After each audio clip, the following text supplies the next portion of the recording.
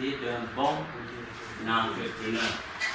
Nous avons dit qu'un entrepreneur doit être d'abord objectif, c'est-à-dire avoir une vision claire de ce qu'il doit faire. Où je pars, qu'est-ce que je dois faire? Être créatif.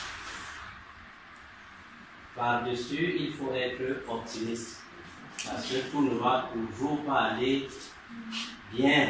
Il y aura des moments où il faut charbonner, ça va dégringoler. Mais il faut rester les yeux fixés sur son objectif. Avoir des compétences. Quand l'on est fragile en matière de compétences, l'on est défié sur le marché ou alors sur le terrain.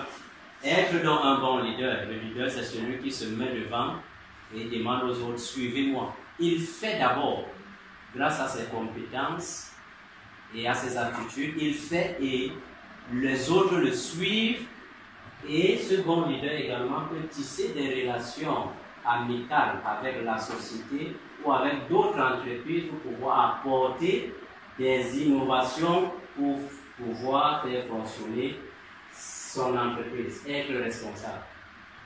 Parce que l'on peut tout avoir et on peut le bousiller en une seule seconde. Tout ce qu'on a construit en 1000 ans. C'est pourquoi il faut être responsable.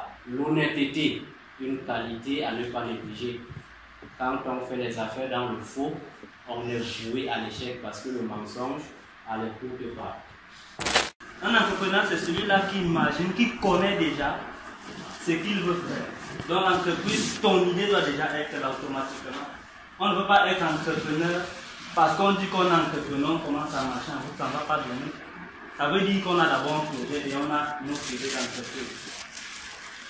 Être donc créatif. Est-ce que tu vas te placer, tu vas regarder ce que quelqu'un d'autre a fait? Je ne suis pas sûr. Il faut donc avoir déjà cette idée que bon, si j'ai vu telle affaire comme ça, moi je peux faire comme ça pour donner. Ce n'est pas de limitation, mais c'est que tu es en train d'apporter quelque chose de nouveau à ce que tu as vu quelque part. Et encore plus bas, nous avons dit savoir épargner, c'est quoi? On est gardé de l'argent parce qu'on ne peut pas faire quelque chose. Tu as un projet, est-ce que tu vas réaliser le projet avec les parents?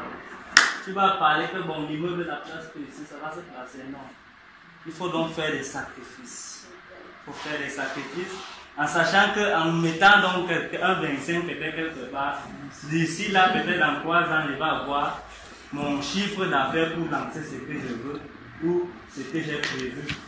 Et en bas, nous avons encore mis la détermination qui revient encore et veut dire à l'optimiste. Il faut être déterminé, à fond. Ça, c'est un peu comme si on bagarrait contre le lion. Est-ce que le lion, s'il vient te manger, il va blaguer avec toi? Jamais. Il va venir pour t'envahir. Et c'est ça la vie.